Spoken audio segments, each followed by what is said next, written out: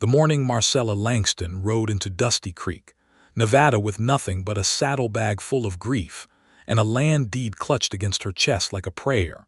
The whole town stopped to stare, and Cornelius McCrae, leaning against the post outside the assay office, nearly dropped the coffee he had been holding for the better part of an hour without drinking.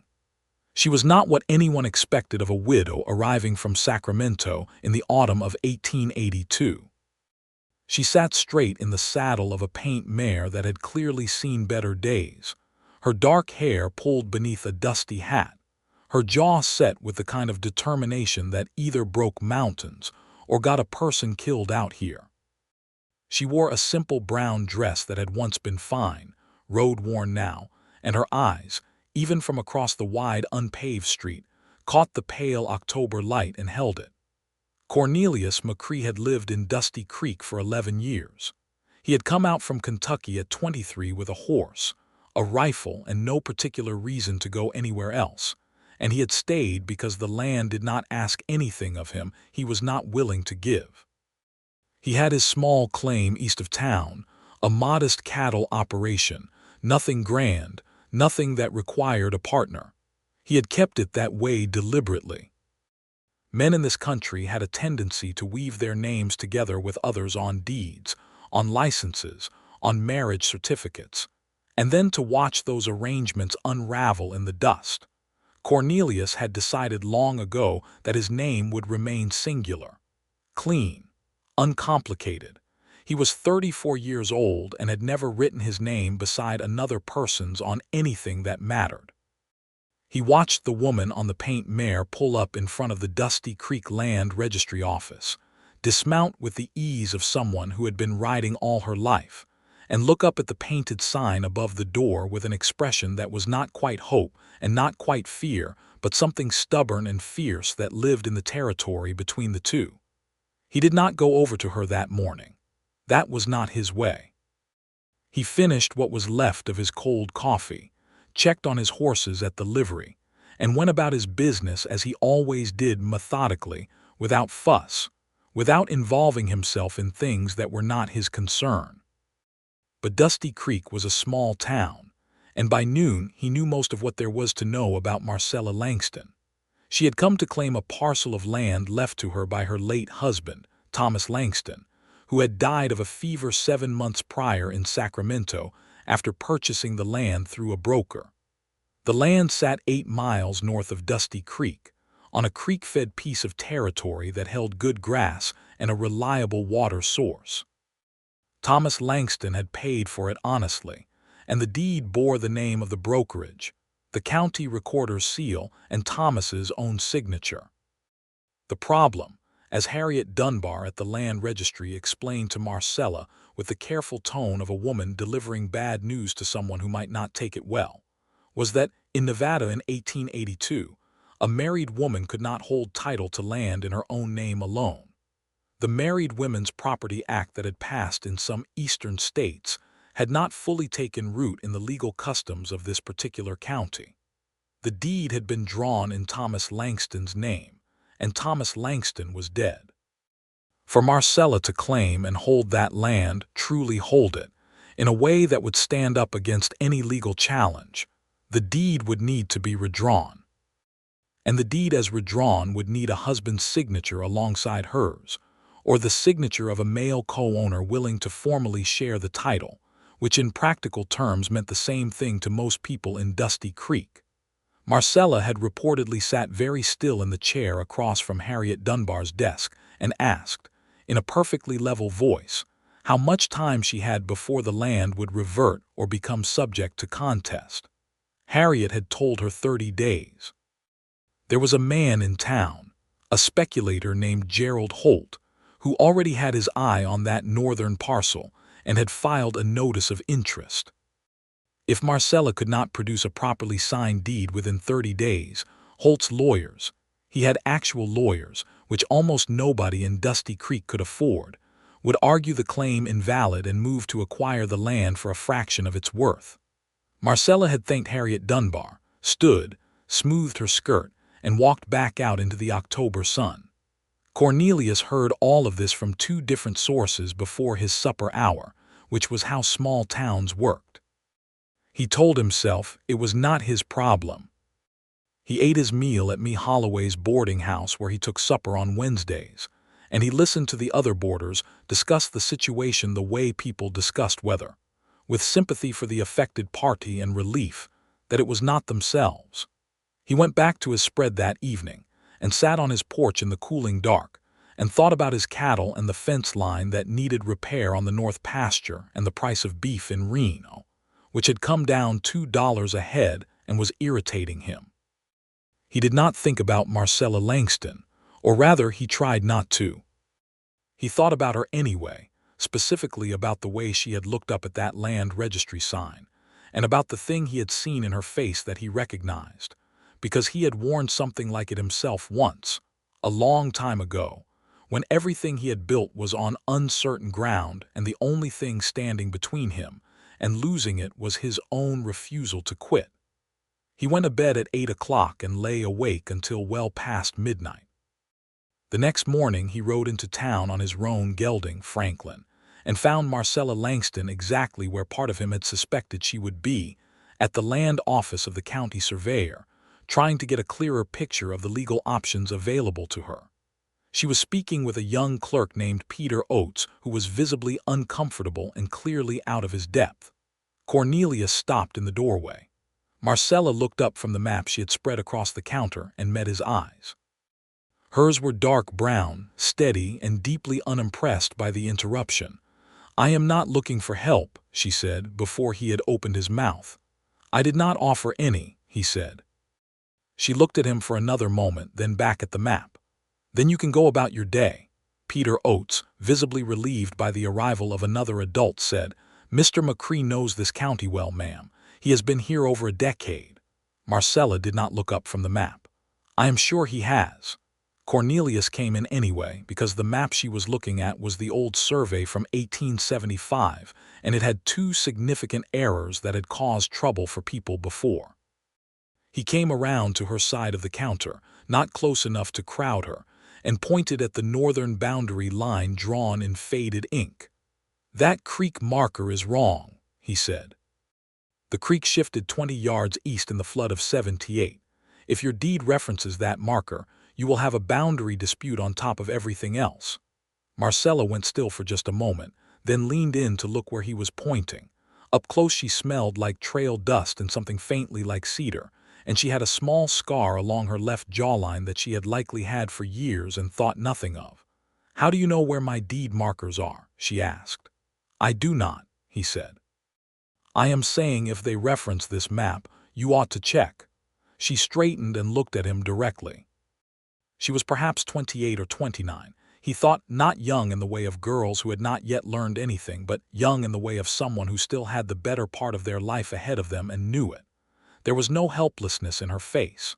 There was exhaustion and fury kept on a very tight leash, and beneath both of those things, something that might once have been warmth and might be again someday if the circumstances improved.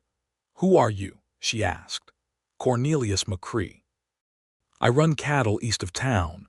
You were at the assay office yesterday morning, watching." He had not thought she had noticed him. "Small town," he said.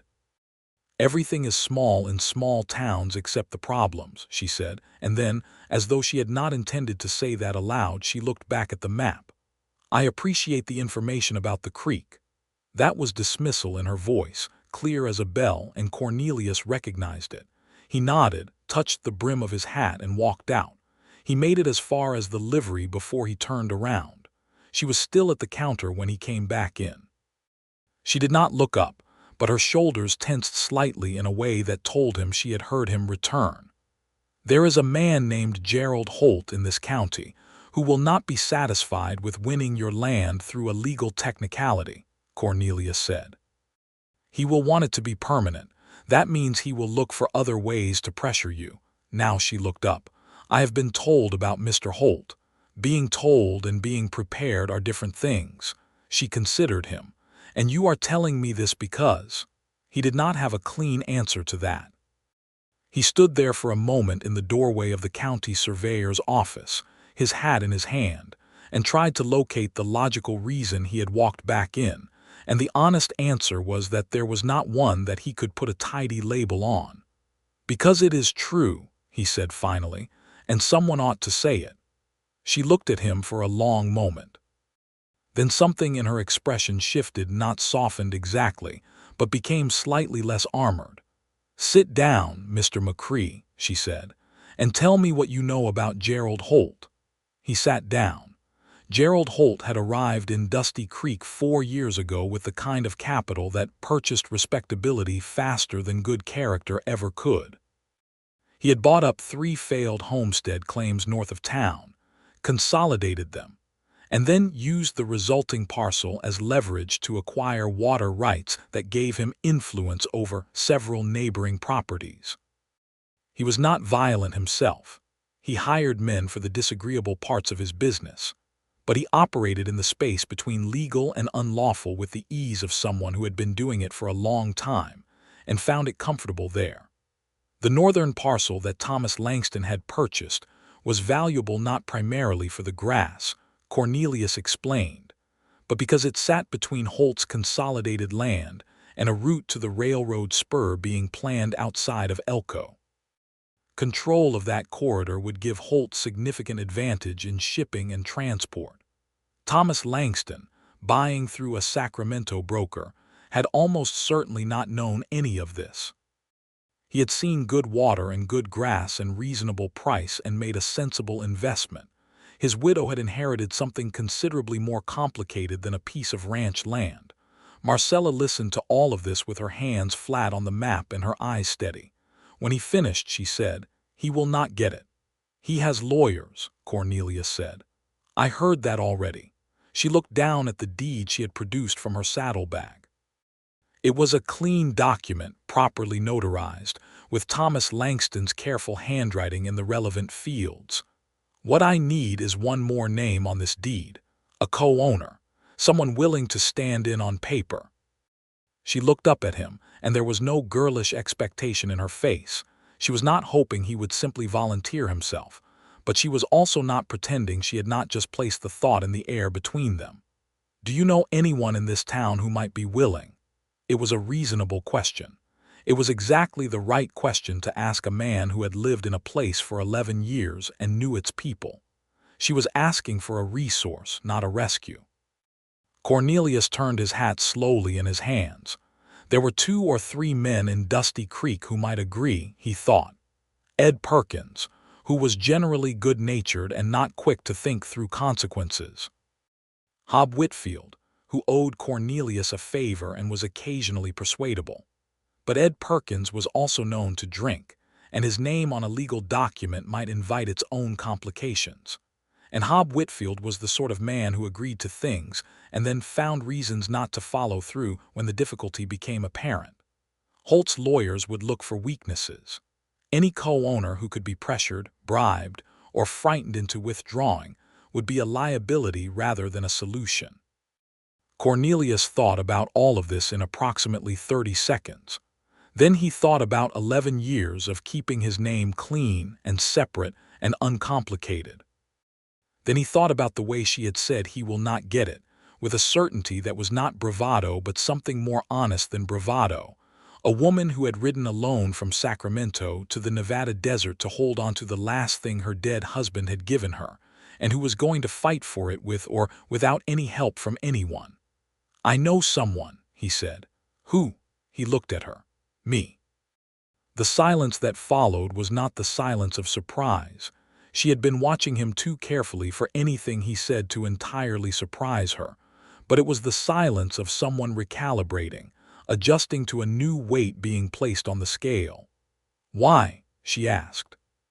"Because it ought to be someone Holt cannot easily move," he said. "I have been here 11 years, I own my land free and clear, I do not have debts that make me persuadable, and I know this county well enough to navigate what comes next." She studied him. "You do not know me." "No," he agreed. "You would put your name on a legal document alongside someone you do not know." "I would put my name on a legal document that is just and correct," he said. "Which this one is. Your husband bought that land honestly. You have the right to it. The law as it stands here is not just, and working around unjust law with honest means is not something I have trouble with." Another silence, shorter this time. "I cannot pay you," she said. "Not now, not until I can work the land or sell it, or I am not asking to be paid." "Then what are you asking for?" He had not quite gotten there yet in his own thinking, and he was not a man who spoke before he had finished thinking, so he took a moment. "Nothing," he said honestly. "I want nothing from you, Mrs. Langston. I am saying I will do this because it is the right thing to do. You can decide whether you trust that or not." She looked at him for a very long time. He held her gaze without difficulty because he had meant every word he had said, and there was nothing in him to hide. "All right," she said finally. "Cornelius McCrae, let us go see Harriet Dunbar." They walked together through the October morning, Marcella with her deed and her saddlebag, Cornelius with his hat back on his head, and a feeling in his chest that he could not immediately categorize, not discomfort exactly, not reluctance, but something that felt like the moment just before a door opens when you cannot yet see what is on the other side. Harriet Dunbar looked at both of them over the top of her spectacles when they came in together, and then looked at the deed Marcella placed on the counter, and then looked at Cornelius with the particular expression of a woman who had known him for a decade and was now revising several assumptions. "We need to refile this deed with a co-owner designation," Marcella said, with the calm of someone who had determined the course and was not interested in commentary. "Mr. McCrae has agreed to serve as co-owner of record." Harriet looked at Cornelius. "Cornelius, Harriet," he said, "you understand what this means legally." "I do." She looked at him a moment more, then pulled the necessary forms from the drawer with the efficiency of someone who had been doing land registry work for 15 years and had seen most things. She spread them on the counter and went through the particulars: the parcel description, the boundary markers, the filing fee, the notarization requirements. When she got to the signature line, she set the pen on the counter between them. Marcella picked it up, dipped it, and wrote Marcella Langston in the clean, decisive script of a woman who had learned penmanship in a school that valued it. She set the pen down and stepped back slightly. Cornelius looked at the line beside her name. There was a small blank there, waiting.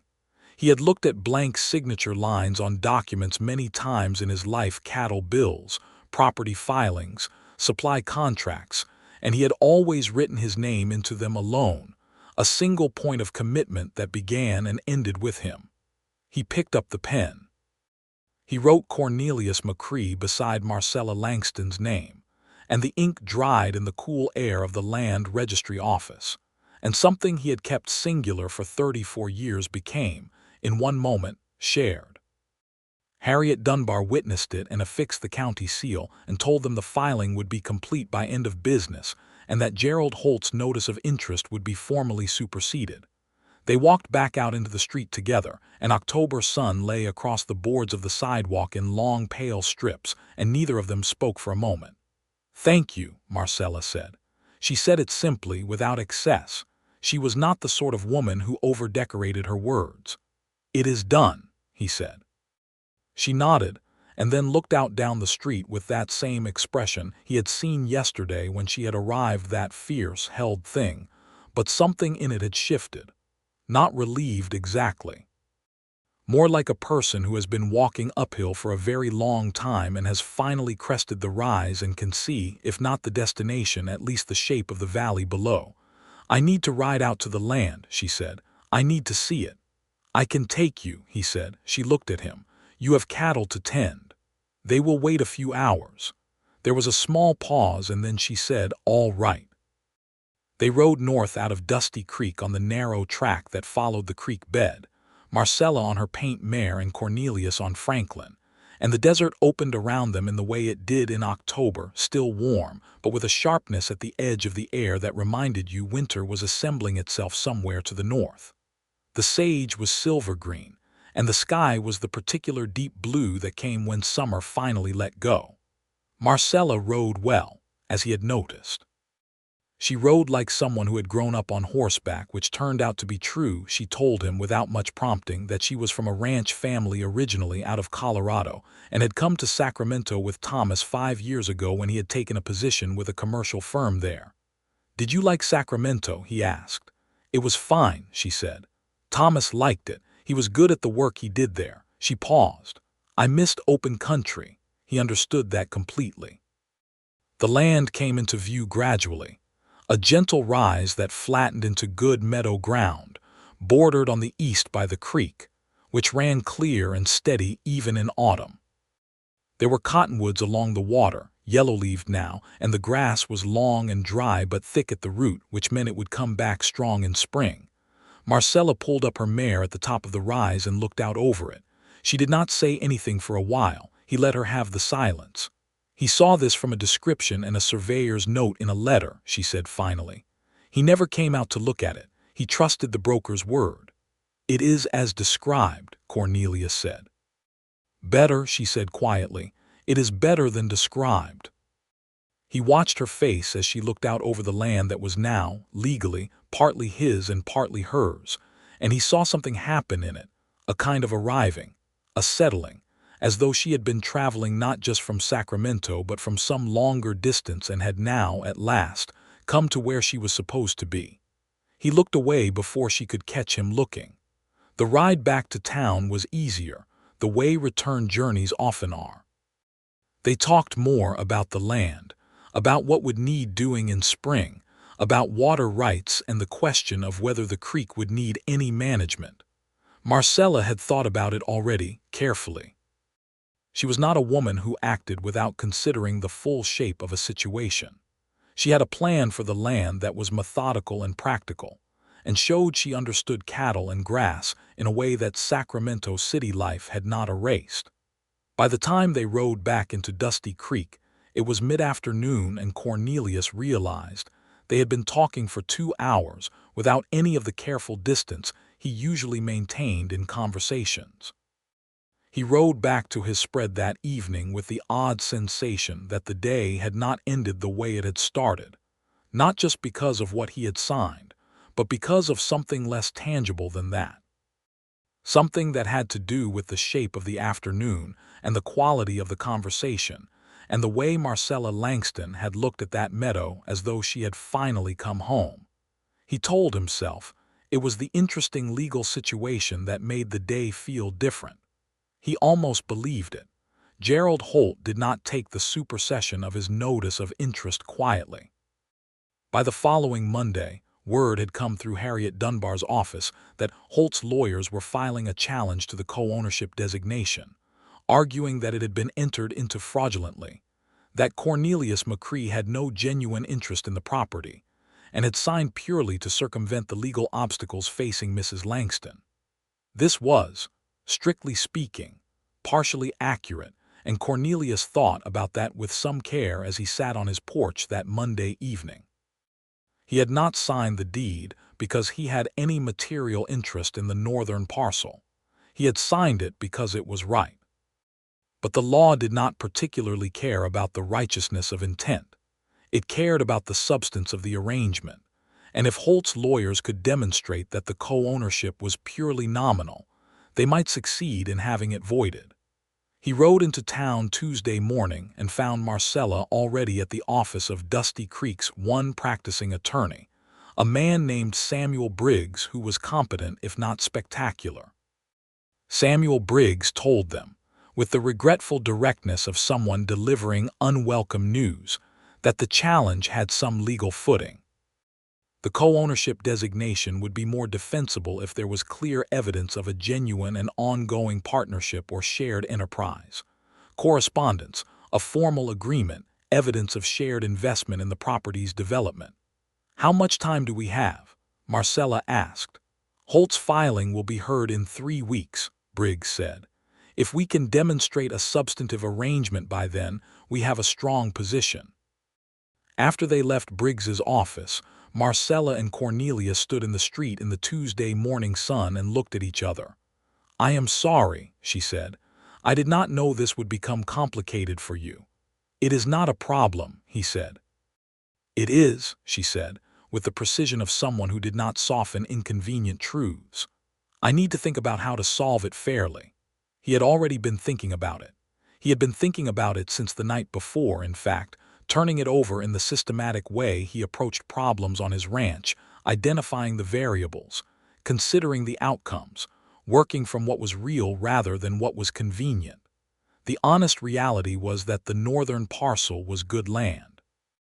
Good water, good grass, manageable terrain. His own operation east of town was solid but not expanding. He had always thought, without particularly doing anything about it, that he should eventually bring in more acreage if the right opportunity arose. He had also been thinking, with less system and more confusion, about 2 hours of conversation on horseback, and the way October light looked on a woman's face when she was looking at something she had decided to fight for. "What if it were not nominal?" he said. She looked at him. "What do you mean?" "The partnership. What if it were an actual shared enterprise? I could contribute cattle initial stock to be managed on the land through winter. You manage the operation. We divide any proceeds." He paused. "That would constitute a genuine arrangement." She was quiet for a moment, her dark eyes working through the idea with the same careful attention she gave everything. "That would be real," she said. "That would actually be real. Yes. And you would want something in return, in the proceeds." "A fair share," he said. "What is reasonable?" She turned this over. He watched her do it, the slight movement of her jaw, the way her eyes went distant for a moment as she calculated. Then she looked back at him. 20% of any proceeds in the first year," she said. "Shared labor decisions. And I manage the land myself. I do not need someone else running it." "Agreed," he said. "On the labor decisions, I would want to be consulted, not overruled without discussion." She considered this. "Agreed," she said. They shook hands in the middle of the street, which was not a particularly romantic gesture, but was exactly the kind of gesture two people make when they are being genuinely honest with each other. And it felt, to Cornelius, like something more solid than most things he had put his hand to in recent years. The weeks that followed were the strangest of Cornelius McCrae's life in Dusty Creek, and also, without him fully understanding why, the best. He drove 8 head of cattle north to the parcel in the second week of November, through the first proper cold of the season, and found that Marcella had already been out there. She had put up a temporary shelter for the animals, modest but sound, built with a practicality that made it clear she had not spent those 5 Sacramento years forgetting everything she knew. They worked the land together for most of that day, and the day after. She knew how to read grass and water. She knew when an animal was off its feed and why. She asked questions when she did not know something and made decisions without unnecessary hesitation when she did. On the third day out on the land, sitting by a small fire in the afternoon with coffee that was not particularly good but was hot, she told him about Thomas. Not everything. She was not the sort of person who gave everything at once, but something. Thomas had been a kind man, she said. Gentle, not built for hardship but never cruel about it. He had tried to give her the open country she missed by purchasing the land, and she believed he had genuinely thought he would recover from the fever and they would come out here together and make something of it. He did not recover, she said, simply. "No," Cornelius said. "I was with him at the end," she said. "He made me promise to come out here. To not let it go to someone who did not deserve it." Cornelius looked into his coffee cup. "And here you are. And here I am." She looked at the cattle moving in the meadow. "He would have liked this view," she said. "It is a good view." She smiled at that, the first real smile he had seen from her, not wide or performed but quiet and genuine, the smile of someone who had not expected the afternoon to be decent and discovered that it was. It changed her face considerably, and he looked at the cattle because looking at her felt like looking at the sun, something you could not do directly for very long without consequences. He rode home that evening with the distinct awareness that he was in serious trouble of the most pleasant and alarming kind. He was not, he told himself, the sort of man who developed feelings for someone he had known 3 weeks. He was practical. He was methodical. He had built 11 years of a clean, solitary life, and he had built it on purpose. He also thought about her smile for approximately half the ride home, which did not support his self-assessment. The court hearing on Holt's challenge took place on a cold Thursday in late November.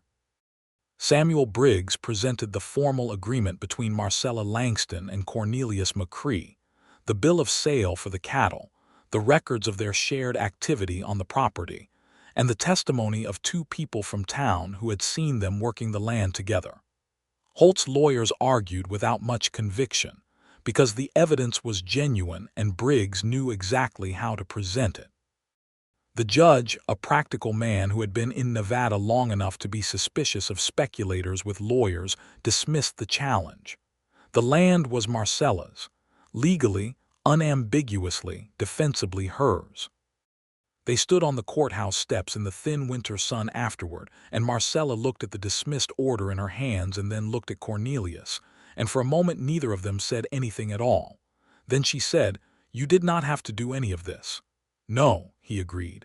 "But you did." "Yes." She looked at him with those steady dark eyes that had the unsettling quality of seeing more than most people bothered to look for. "Why?" she asked. Not the way she had asked it the first time in Harriet Dunbar's office, not practical, not calculating. This was a different question, asked from a different place. He took his time with it because he wanted to be honest. "Because I could," he said finally, "and because it was right, and because," he stopped. "Because," she said very quietly. "Because I did not want to watch someone lose something they had every right to keep," he said, "and know that I could have done something about it and chose not to." She looked at him for another long moment. Then she said simply, "Thank you, Cornelius." It was the first time she had used his given name rather than his surname, and he felt it like a change in weather, a small shift in the air that meant something larger was coming. December settled over Dusty Creek with the particular severity of a Nevada high desert winter, cold and clear and enormous skied. Marcella had taken a room at Me Holloway's boarding house, the same place where Cornelius ate his Wednesday suppers, and it was impossible not to encounter each other regularly in the ordinary way of people sharing the same small universe. They ate supper at the same table most evenings, initially because it was the practical choice, and then because it had become a habit that neither of them examined too closely. They talked about the cattle, about the land, about spring plans. They talked about other things, books, of which Marcella was a committed reader and Cornelius a selective but serious one. They talked about where they had come from. They talked about the country and its peculiarities, the injustice of land laws that made a widow fight for what was rightfully hers, the way wealth and legal machinery could be used against ordinary people in ways that had nothing to do with fairness. Marcella had clear opinions on all of these things and stated them plainly, which was both refreshing and slightly startling, because in Cornelius's experience, most women in 1882 had been taught to hold their opinions behind a polite veil, and had done so for so long that the veil had become hard to remove. Marcella had apparently dispensed with the veil some time ago, or had perhaps never been given one. He found he agreed with her more often than not. He also found that he looked for her face when he came into any room she might be in, which was a thing he had not done in a very long time, and which he could no longer entirely pretend had to do with the practicalities of their land arrangement. One evening in mid-December, after supper had been cleared, and most of the other boarders had gone to their rooms, they sat by the fire in Me Holloway's sitting room. Not alone, exactly. Me herself was knitting in the corner with the determined obliviousness of a woman who was giving two people the space they needed without making it obvious. And Marcella asked him about Kentucky. "You have never gone back," she said. "Once," he said. 11 years ago before I came out here." After he paused and she waited with that patience that was one of the most striking things about her, the patience of someone who understood that some things took a moment to form themselves into words. "After my family's land was lost, there was nothing to go back to after that." She looked at him. "How was it lost?" The way things are lost, he said. Debt that accumulated after a bad year and a lender who was not interested in working through it. My father had been sick. He could not manage the place as he had. The bank took it. He looked at the fire. I was 22. There was not much I could do about it legally. She was quiet for a moment. So you understand what it is to watch someone take something that was not theirs to take. Yes, he said, I understand that. Another silence, warm with the fire and the absence of anything needing to be said. That is why you did it, she said. Not an accusation, an understanding. Not just because it was right in the abstract, because you had felt it. He thought about denying it or complicating it and then decided against both. Yes, he said, that is part of it. She looked at him with an expression he had not seen on her face before, something open and careful at the same time, like a person approaching something they had not expected to find and were not certain how to receive. Thank you for telling me that, she said. Thank you for asking, he said. Me Holloway's knitting needles clicked softly in the corner. Christmas came to Dusty Creek with a modest celebration, a dance at the town hall, organized by the women of the Methodist congregation, with fiddle music and tables of food and pine boughs hung over the doors. Cornelius did not generally attend the town dances. He had nothing against them. They simply had never seemed to require his presence. This year, he went. Marcella was there in a dark green dress that she had presumably had in Sacramento, and that was considerably finer than her trail clothes, and her hair was down for the first time he had seen it, dark and long and pinned back only loosely. She was talking with Harriet Dunbar when Cornelius came in, and she looked up and saw him, and something quick and warm went through her eyes before she composed her expression back to its customary steadiness. He crossed the room to where she was standing, which took more nerve than managing a herd in a storm, and he said, "Good evening, Mrs. Langston." "Good evening, Mr. McCrae," she said, with a slight smile that had become familiar to him over the preceding weeks and that he had privately been thinking about at inconvenient hours. "Would you like to dance?" he asked. She looked at him for a moment. "I would," she said.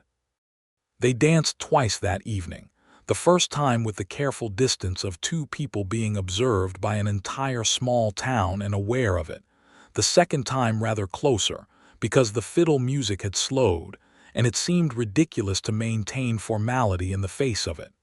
She was a good dancer. He was adequate, which she was gracious enough not to comment on. When the music stopped after the second dance, they stood close together for a moment in the shifting crowd, and he could feel the warmth of her through the thin wool of his jacket, and he was very aware of her hand still resting lightly in his. "Cornelius," she said very quietly, and he was looking at her face, and her face was turned up toward his, and there was something in the air between them that had the quality of inevitability of something that had been building steadily for 8 weeks, and was finally arriving at the shape it had always been working toward. "Yes," he said. His voice came out quieter than he intended. She looked at him for a long moment, searching, careful, honest. Then she said, "I think we should talk, not here." "All right," he said. They walked out of the town hall into the December night, which was extraordinary deep black sky and more stars than could be reasonably explained, the cold clean and still, and the fiddle music muffled behind the closed door. Marcella folded her arms against the cold and looked up at the stars for a moment before she spoke. "I am not a woman who says things she does not mean," she said. "I know that," he said. "And I am not in a position where I need someone to look after me or manage my affairs," she said. "I am perfectly capable of—" "I know that too," he said. She glanced at him. "You are going to let me finish." "I am," he said. A pause. "I find," she said, with the precision of someone arranging important words carefully, "that over the past weeks I have been glad of your company, in a way that goes beyond the practical arrangement we made." He was very still. "I did not expect that," she said. "I thought when I came to Dusty Creek that I would fight for the land and make something of it, and that would be sufficient. That would be enough." She looked at him. "I did not think I would find someone who—" She stopped. "Who," he said. She met his eyes. who looks at me the way you do," she said simply, "like I am worth looking at." The honesty of it went through him like warm water. He had spent the better part of 2 months trying not to look at her too obviously and had apparently not succeeded as well as he thought. "You are," he said, "worth looking at, worth considerably more than that." She held his gaze in the starlight, and the cold did not seem particularly cold anymore. "I am still learning who I am without Thomas," she said. "I want to be honest with you about that. I do not want to promise things I cannot be certain of." "I am not asking for promises," he said. "I have not asked for anything." "I know," she said. "That is a part of why I am standing here in the cold telling you this." He looked at her. In the starlight her face was very clear and very serious and very beautiful in the way of things that are real rather than constructed. He thought about 11 years of keeping everything singular, and he thought about a signature on a deed beside her name, and he thought about how those 11 years had not actually been the life he had wanted, only the life he had settled for after losing the one he had started with. "I do not need certainty," he said. "I just need honesty." "And you have been honest with me since the first day." Something in her face eased. "You have been honest with me since the first day as well," she said. "Then we have a foundation," he said. She looked at him for a moment more, and then she did something that surprised him. She reached out and took his hand, not the way they had held hands dancing, but simply deliberately, her fingers wrapping around his in the December dark. "Yes," she said. "I think we do." They stood there together in the cold for a while, not needing to say anything else, which was one of the signs, though neither of them could have articulated it at that moment, that they were going to be all right. January came in hard and cold, as January in northern Nevada tended to do. The cattle on the north parcel needed extra management through the worst of it, and Cornelius and Marcella rode out together several times a week to check on them and tend to what needed tending. Working alongside someone in difficult conditions is one of the fastest ways to know them, and Cornelius came to know Marcella in those cold winter mornings in ways that were not romantic, and were precisely because of that more intimate than anything else. He knew how she made decisions under pressure, quickly, but not rashly. He knew that she sang to herself without realizing she was doing it when she worked, usually something low and half-remembered. He knew she was afraid of nothing except possibly losing the land again, and that this fear drove her to an almost punishing level of practical preparation. He knew she laughed rarely but genuinely, and that when she did it was always at something real rather than polite. He knew that some mornings when the cold was very sharp and the sky was very blue she would stop what she was doing and just look at the mountains in the north for a few moments, and that during those moments she was carrying something, grief, probably, or gratitude, or both, which are not such different things, and that she preferred to carry it privately, so he did not remark on it. He brought it up once, gently. "You look at the mountains like you are arguing with them sometimes," he said. She looked at him with a startled expression as though he had caught her at something, and then the quiet laugh. "I suppose I am," she said. "Thomas loved mountains. He was from Colorado, same as me. He used to say that any view that included mountains was a view worth getting up for." "He was right," Cornelius said. "He often was," she said, a pause. "He would have liked you, I think." "I would have liked to know him," Cornelius said, and meant it. She looked at him with that open, careful expression he had come to watch for, the one that meant she was allowing him to see something she did not show everyone. "You are a good man, Cornelius McCrae," she said.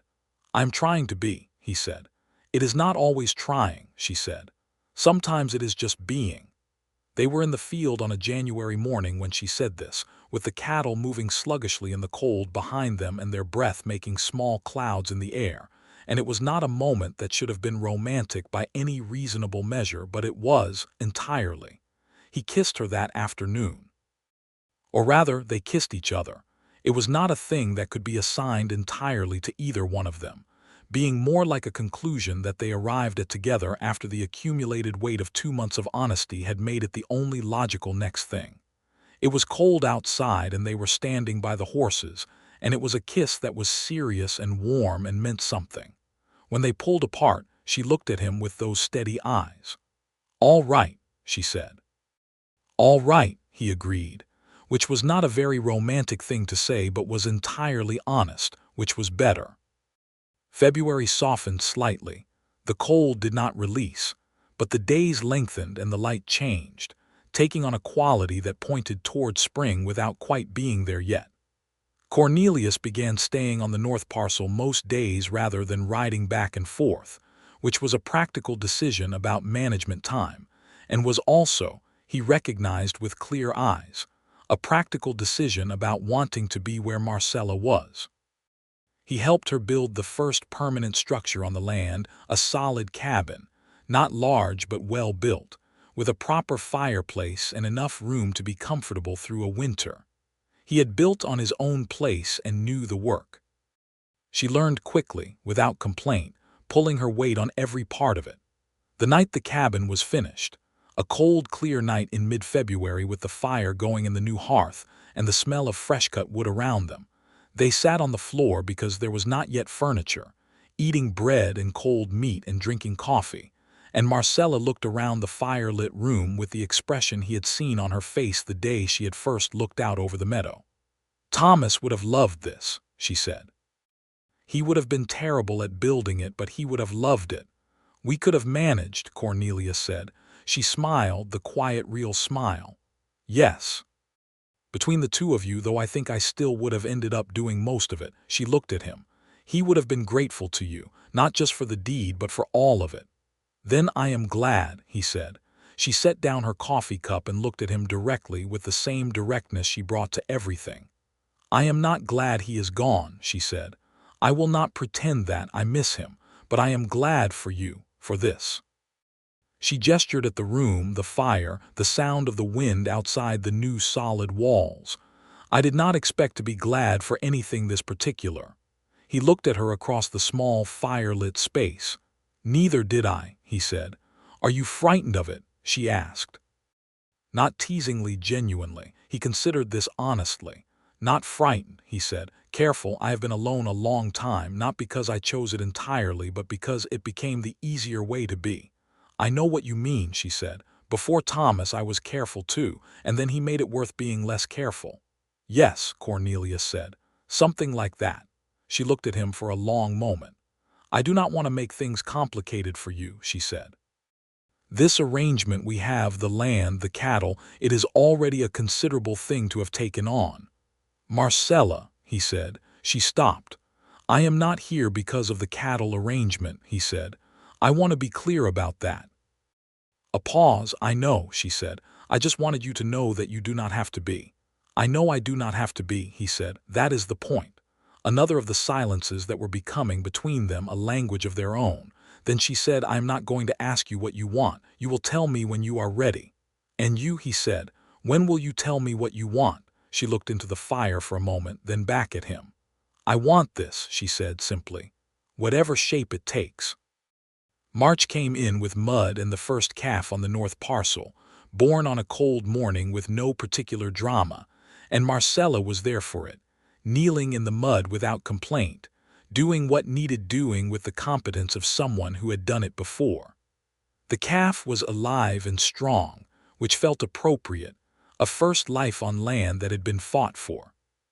Cornelia stood back and watched her with the calf, and thought that he had been waiting his whole life without knowing what he was waiting for, and that it was possible the wait was over, and that this was both wonderful and slightly terrifying. He had something to say to her. He had been composing it in his head for several weeks with the care he gave to things that mattered, and he was almost certain of the words, but the moment had to be right, because some things deserved the right moment. The right moment came in the second week of March, on a Sunday, which was the one day neither of them worked the land unnecessarily. The weather had turned genuinely warm for the first time. A day that reminded you the whole terrible cold had been only a temporary condition of things, and that the world underneath it was green.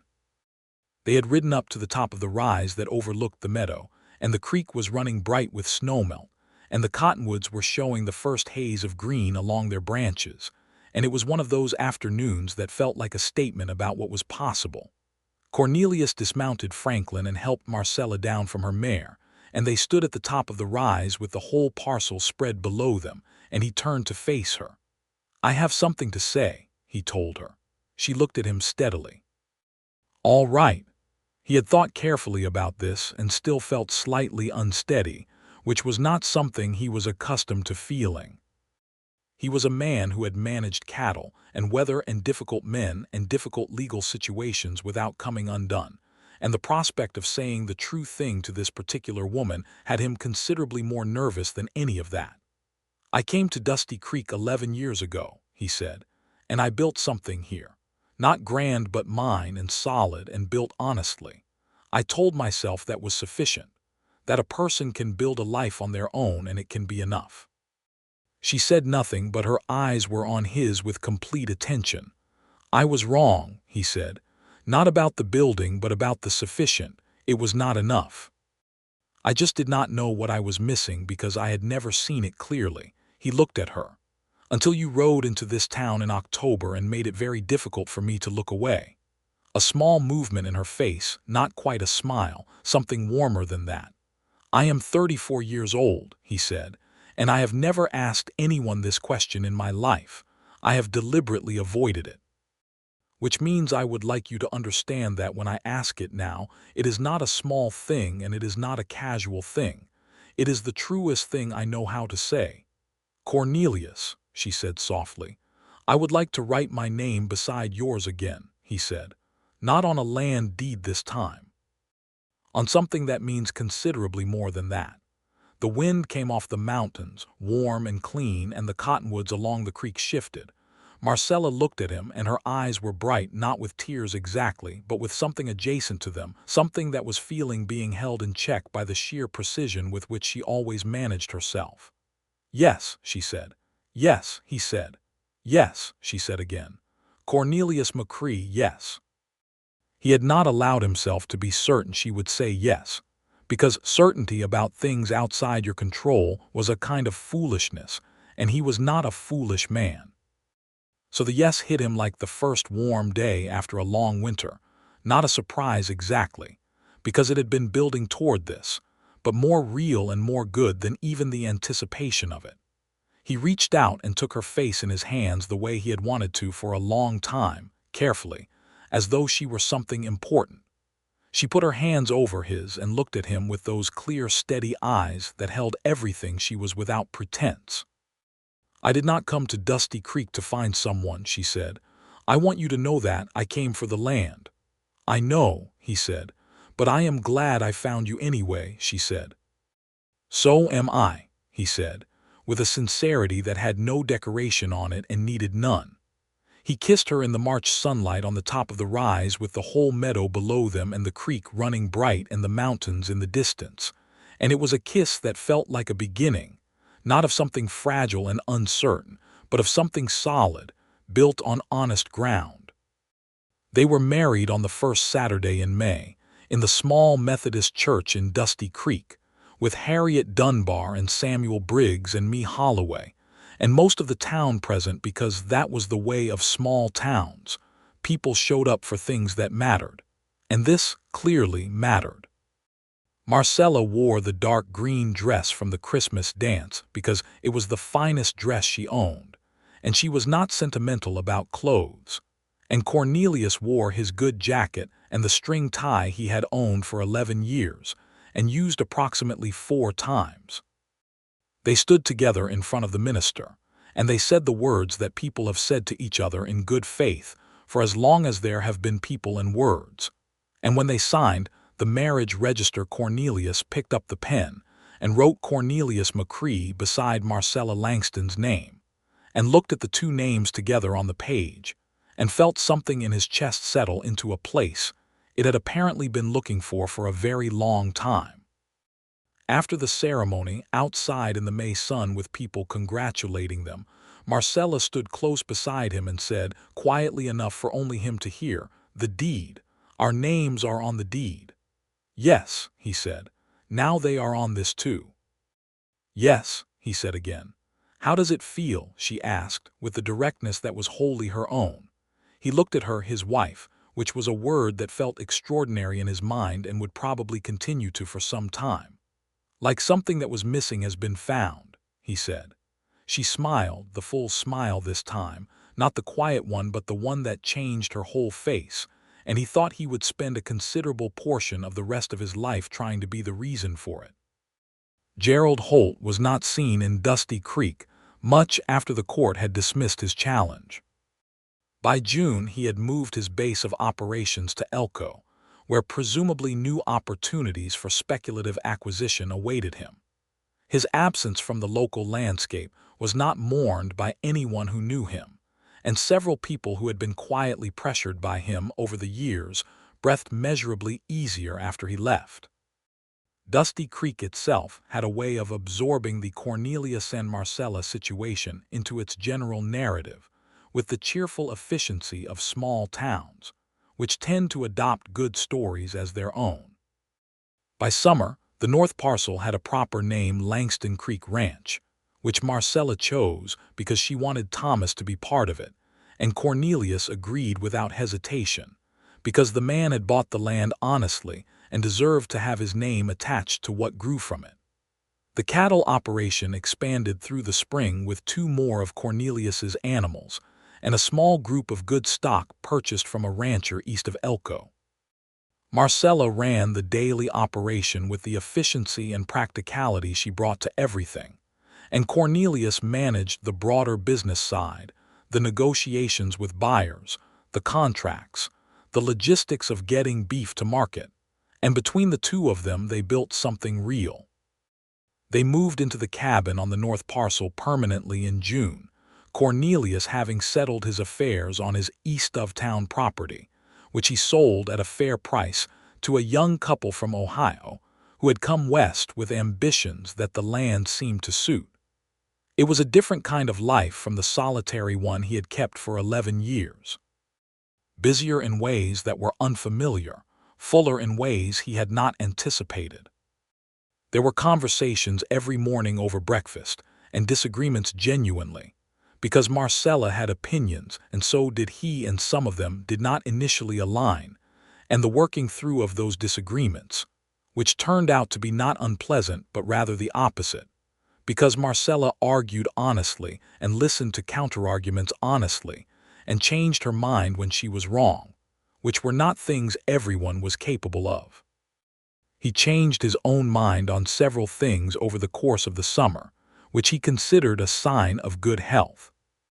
They argued about fence lines, about when to sell cattle and when to hold them, about the best way to manage the creek flow in a dry August. They always resolved it, sometimes his way, sometimes hers, occasionally in a third direction that neither of them had initially seen.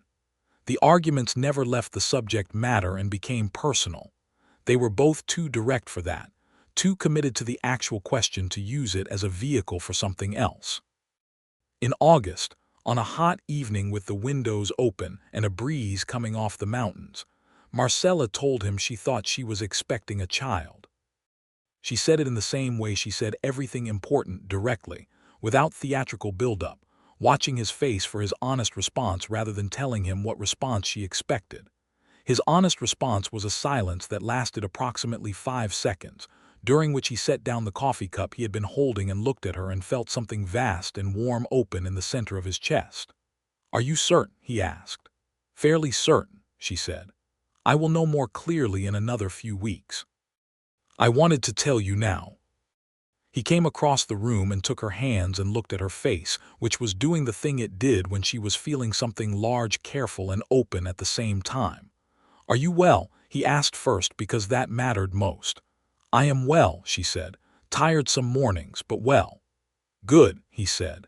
And then, because there was nothing else he needed to say before he said it, "I am very glad."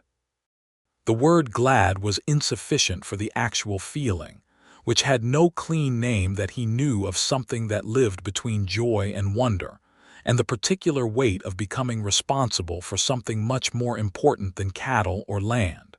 "So am I," she said. Her eyes were bright in the August evening light. I did not know how I would feel about it when the time came. After Thomas, I thought perhaps it was not a thing I was meant for. And now, he said. And now, she said, I think it may be one of the things I was most meant for. He put his arms around her in the August evening and held on, and she let herself be held, which from Marcella was itself something. She was not a woman who leaned easily, and the fact that she leaned now meant something important.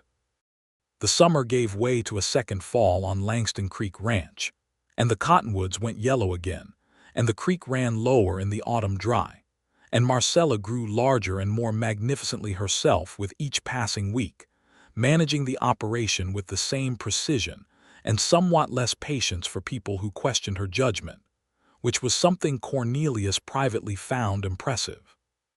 He worried, which was new to him, and which he managed by being useful, keeping the work done, keeping the cabin warm, keeping himself available without being hovering, which was a balance he worked at and occasionally got wrong, and which Marcella corrected with direct instruction rather than resentment, which he appreciated. In early October, almost exactly 1 year after Marcella had ridden into Dusty Creek on a paint mare with a deed against her chest, their son was born. The birth was managed by a competent midwife named Clara Wells, who came up from town, and who was also, Cornelius discovered, a person who did not tolerate anxious fathers hovering in the adjacent room and told him so plainly. He waited outside in the October morning, while the whole of his attention was through the cabin wall with Marcella, and he thought about the year that had passed and about the deed and the signature, and about all the things that had been set in motion by a woman's refusal to accept an unjust outcome, and he was not ashamed of the fact that the waiting was the hardest thing he had done in recent memory. Clara Wells came out at mid-morning and told him they were both healthy and that he could go in. Marcella was sitting up in the bed with the particular exhausted radiance of someone who has just done something enormous and knows it. She looked at Cornelius when he came in with those steady dark eyes and said, "Come and meet your son." The child was small and red-faced and shockingly alive, and Cornelius took him carefully in his arms and held him with the attention of a man who understands he is holding something irreplaceable. The boy had a good weight to him, a solid presence, and he looked up at Cornelius with the unfocused, wide-eyed look of someone who has arrived in a new place and is still working out the particulars. "Hello," Cornelius said quietly to his son. "I have some things to show you. We will start with the creek." Marcella laughed from the bed, a tired, genuine, very alive laugh, and Cornelius looked from the child to his wife and back again, and there was no word for what he felt except complete. They named him Thomas Cornelius McCrae, because Thomas had bought the land that had brought Marcella here, and Cornelius had signed his name beside hers on the deed that had saved it, and both names belonged in the boy who would grow up on this ground. Harriet Dunbar sent a gift when she heard, a fine wool blanket with the county seal on the card, which was exactly the sort of gift Harriet would send. Me Holloway sent enough food to sustain a small army for 2 weeks. Samuel Briggs sent a letter of congratulation that was formally phrased and very warm underneath the formality. The town was pleased with itself for how things had turned out, as small towns tend to be when they adopt a good story. October settled around the ranch the same way it had the year before, that big blue sky and the sage going silver and the cottonwoods golden along the creek, but everything inside the frame of it was different now. The cabin that had been raw timber when it was built was warm and lived in. The cattle were healthy, and the operation was running well. The debt of the legal battle had been paid in full out of the summer's proceeds, because Marcella did not carry financial obligations casually. Marcella was herself again fully within 6 weeks of the birth, which surprised no one who knew her. She was back on her mare in the meadow by mid-November, Thomas bundled and riding with Cornelius while she checked the fence line, because she was not a woman who stopped being herself when she became a mother, but added that dimension to all the other dimensions she already had. The winter of 1883 into 1884 was milder than the previous one, which felt like the land's way of extending a courtesy to new parents. The cattle were managed well through it, the cabin was warm, and Thomas Cornelius McCrae went about the business of growing with the focused energy of a child who has good things to grow into. Cornelius would sit in the evenings with the boy on his knee and look at Marcella across the fire, and she would look back at him with that expression that was no longer careful and guarded but simply open, the expression of someone who has found the place they belong and settled into it like water finding its level. "Tell me something," he said one evening in February, with the fire going and Thomas asleep in his cradle, and the wind outside making its particular sound along the eaves. "What sort of something?" she said.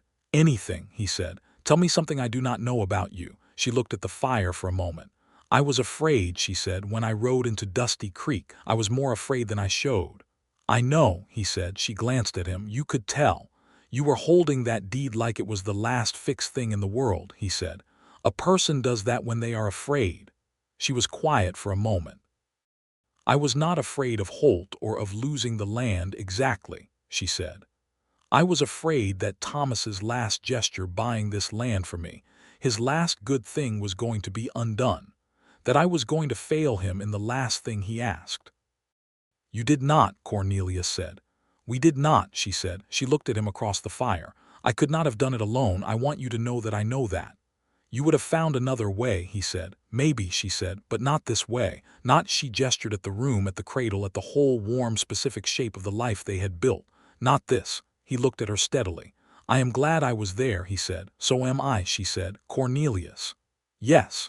I love you," she said, plainly. Directly, in the way that she said everything that mattered. He had known it. You know these things before they are spoken if you are paying attention, but hearing it was something else, the way the truth of a thing is something else when it is spoken aloud. It moved through him like warmth. "I love you," he said. "I have for a while." "I know," she said with the small smile. "Then why did it take you this long to say it?" he said. "Because I wanted to be certain I was saying it and not something that resembled it," she said. "And now I am certain." He crossed the room and sat beside her on the bench by the fire, and she leaned against him, which she did now freely and without any of the old careful management. And the fire burned, and outside the wind ran along the roof of the cabin they had built together on the land they had fought for together. And Thomas slept in his cradle, and there was nothing open and unresolved in the world at that particular moment. That was the thing about good endings, Cornelius thought. They were not the absence of future difficulty, because difficulty was a permanent feature of any honest life. They were the presence of someone beside you who was equal to it, and the knowledge that whatever came next, you would face it with your names written together on everything that mattered. Spring of 1884 brought good grass and a healthy calf crop, and a letter from a buyer in Reno who was interested in entering a regular contract for beef, which Marcella negotiated directly and to considerable advantage. She had a talent for negotiation that Cornelius respected without envy, because the ranch's success was his success and vice versa, and he had stopped thinking of those things as separate.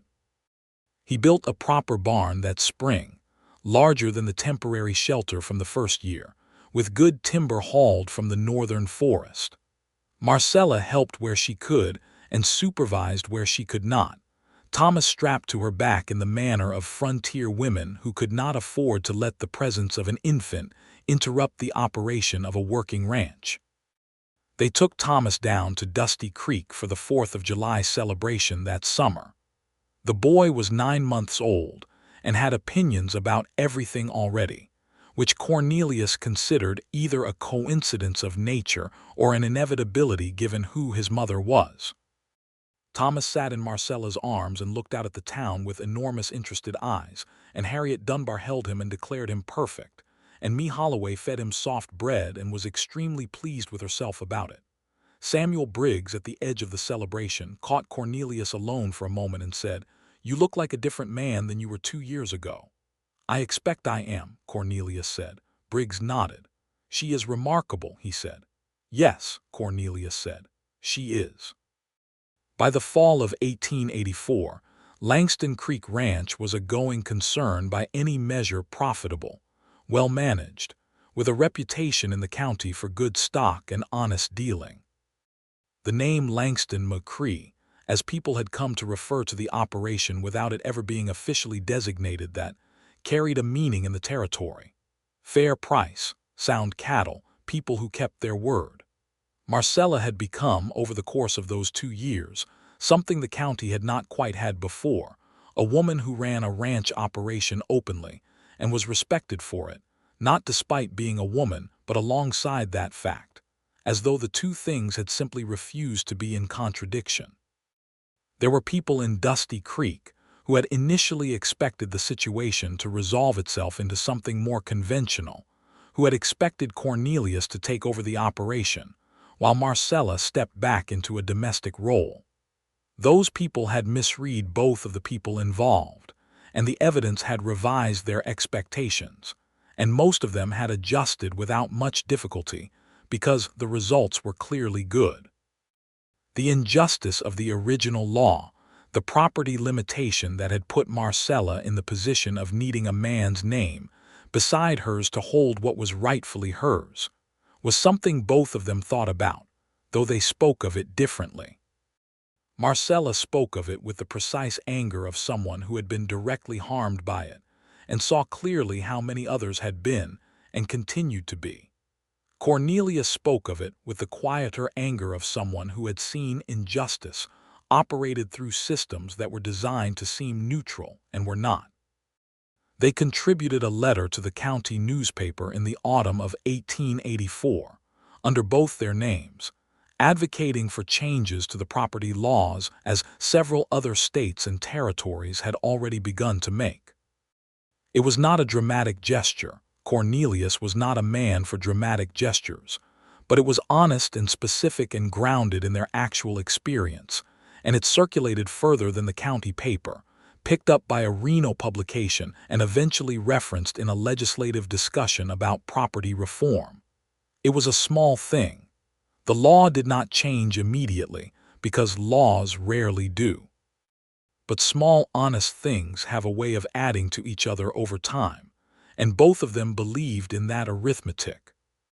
In the November of 1884, 2 years and 1 month after Marcella Langston had ridden into Dusty Creek on a paint mare with a deed against her chest, she and Cornelius sat on the porch of the cabin on Langston Creek Ranch in the late afternoon sun with Thomas between them, the boy 18 months old and interested in everything within reach. And the mountains in the north were snow-capped again, and the cottonwoods had gone yellow, and the creek ran steadily in the meadow below. "Same time of year," Marcella said. "Yes," Cornelius said. 2 years ago I did not know you existed," she said. 2 years ago I did not know you existed," he said. She looked out at the mountains. "If I had not come," she said, not as a statement of anxiety but as a kind of wonder, "if I had decided it was not worth the fight." "But you did come," he said. "I did," she said. Thomas reached up and grabbed Cornelius's hand with both of his, the way children do when they decide something belongs to them, and Cornelius looked down at him, at this boy whose name contained both the man who had begun this story and the man who had carried it forward, and then at Marcella, who was already looking at him. "No regrets?" she asked, which was a question she asked him sometimes, not out of insecurity but out of genuine interest in the honest answer. "None," he said.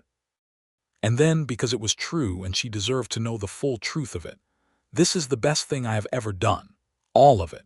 Every part." She put her hand over his, the hand Thomas was already holding, and the three of them sat together in the November light on the land that had been fought for and saved and made into something real, and the day moved around them in the way good days do, slowly and generously, as though it understood that some things are worth the time they take. The years ahead would hold, as all years do, their share of difficulty, drought seasons and hard winters, and the ordinary machinery of raising a child and building a life in country that asked a great deal of the people who chose to stay in it. There would be disagreements and negotiations, and the daily labor of two strong-minded people choosing, every day, to remain on the same side of every question.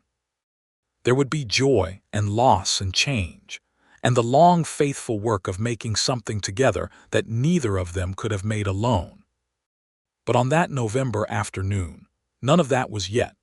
Only the mountains and the creek and the golden trees and the child between them and the fact, solid and real as the land under their feet, that Cornelius McCrae had put his name beside Marcella Langston's name, and that in doing so he had not lost what he had spent his life protecting but had finally, at 34 years old, found what he had always been meant to protect.